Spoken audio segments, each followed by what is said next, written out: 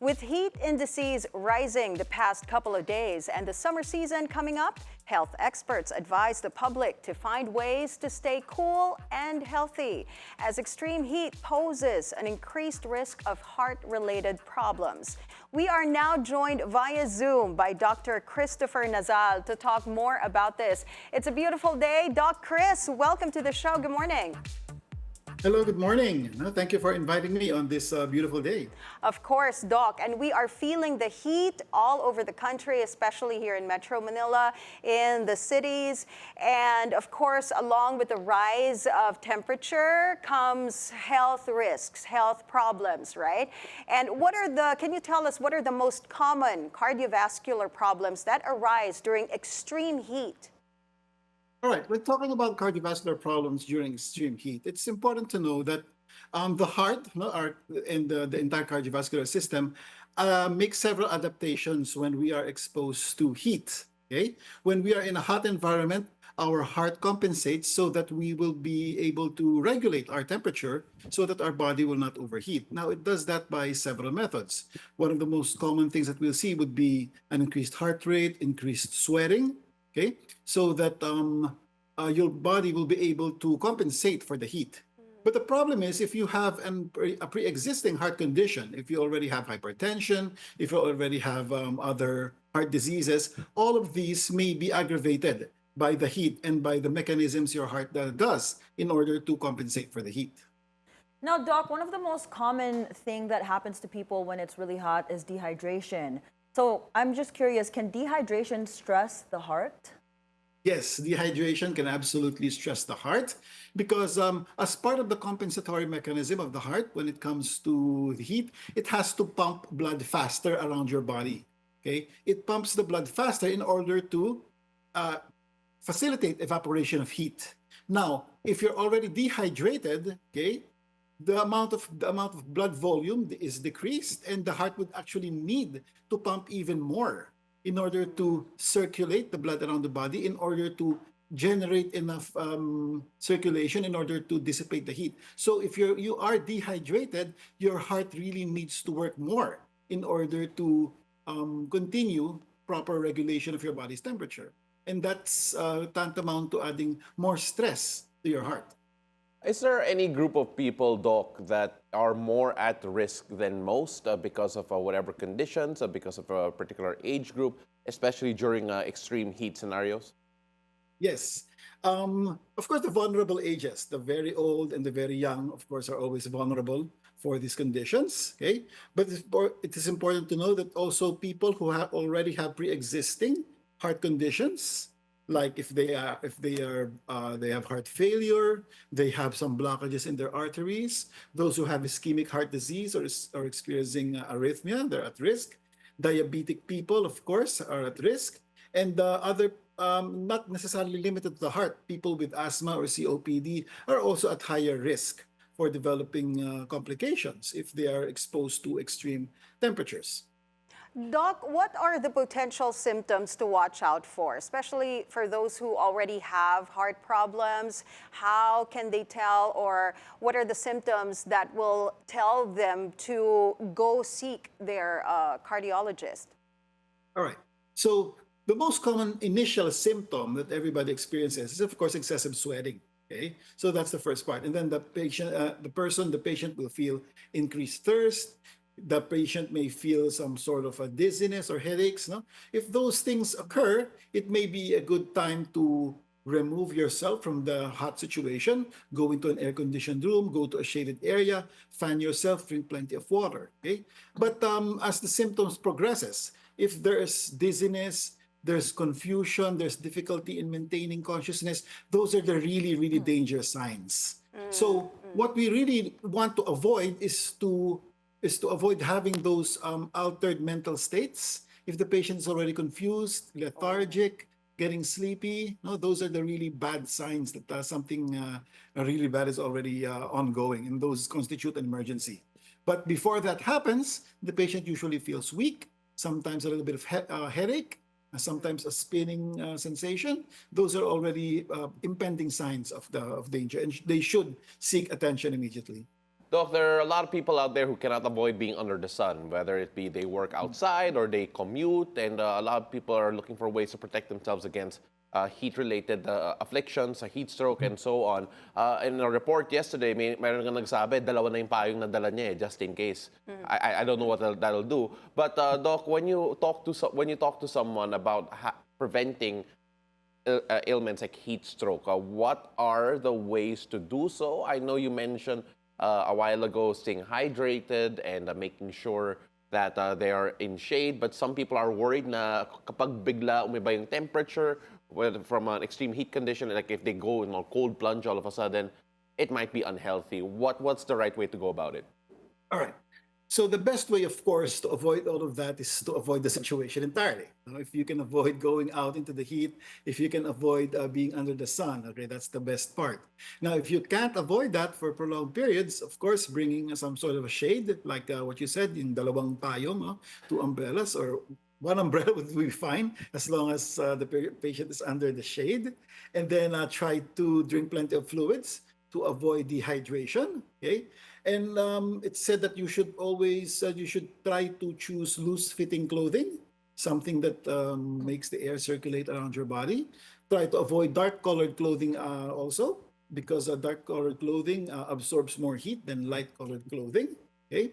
And then it's also very important in these situations to try to avoid alcohol intake, because intake of alcohol severely limits our body's ability to control heat and stuff like that, okay? Yeah, but those are the basic things that people can avoid. And if you have, of course, if you have comorbid conditions, just try to take your medicines as scheduled and everything like that. Doc, so kahit below zero yung ininom mo na alcohol, na alak, bad for you pa rin. I come again, sorry? Kahit below zero yung alak na inumin mo, bad for you pa rin, yung beer. Below zero in temperature or something. Below zero beer. Yung halos frozen na. You're talking about amount of alcohol? No, for the alcohol po, like even if it's a cold alcoholic drink, it's still not good for you, tama ba? Well, it's not the temperature, it's the alcohol content. Ayun, okay. Just to be clear.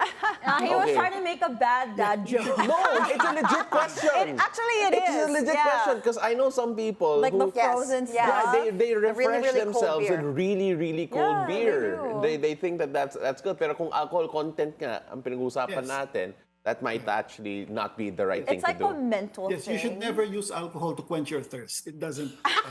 Noted. Lahat ng mga cameramen po namin, they're taking notes. But Doc Chris, now that you mentioned, avoiding alcohol, are there certain foods and drinks that can be taken or should be avoided, especially if you already have pre-existing heart problems? Actually, hold on, Doc. I have a follow-up question to that because some people I've heard when it's hot, they said it actually helps to drink hot soup. I don't know why. Hot soup?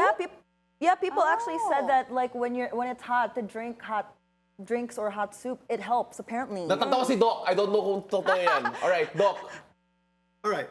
So again, the best fluid to hydrate ourselves is still water. Okay, whatever the temperature of the water, it will be the best one to hydrate you. Okay. Now, of course, cold drinks are available in terms of soda, juices. They may be able to help. Okay, excuse me. But sometimes some of these drinks have high sugar content, high caffeine content, and these things could also limit your body's ability to regulate the heat, and it also may tax your cardiovascular system in terms of circulating the blood and also regulating your body's blood pressure. Now, the question about hot soup, okay? So some people feel relief after taking a hot drink, a coffee, or something or hot soup when the temperature is hot. The reason is because it makes them sweat more. Okay, so if we take that hot soup, sometimes they feel a little bit more, the increased sweat. Okay, and sweating, of course, is a good mechanism. It's our body's built-in mechanism in order to dissipate heat.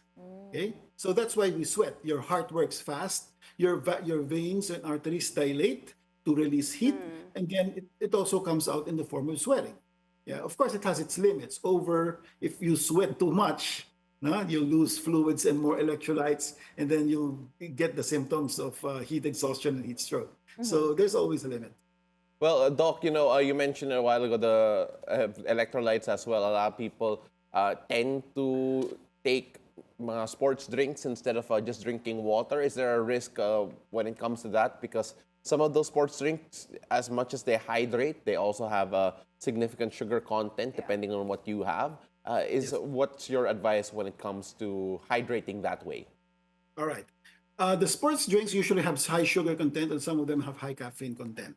Okay? They are used to replenish fluid and electrolytes in sporting events or in people who exert a high degree of physical activity.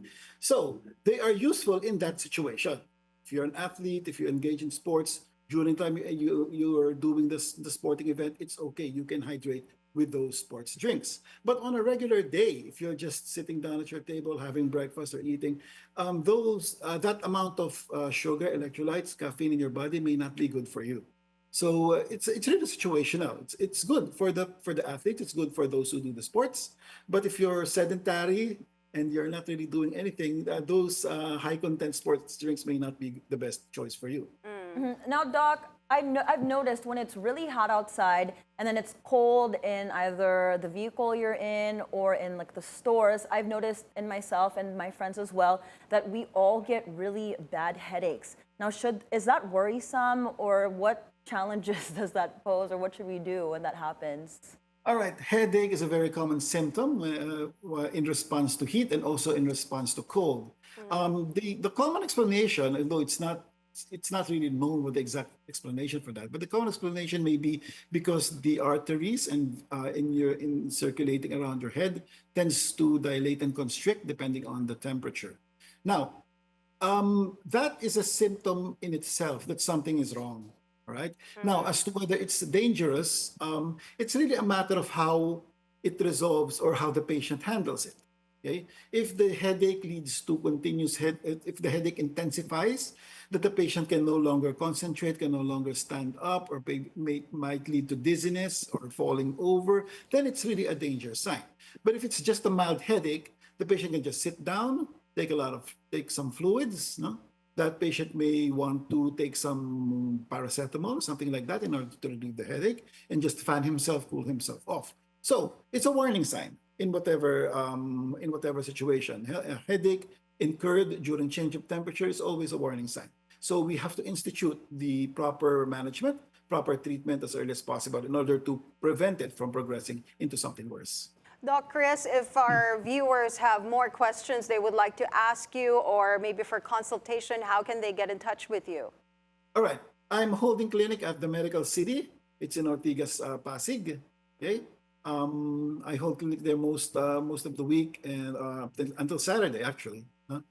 They can just dial the trunk line of the Medical City Hospital. It's available online, and then they could just ask the operator to connect to my clinic, Dr. Nazal's clinic. All right. Thank you so much for your time, cardiologist Dr. Christopher Nazal.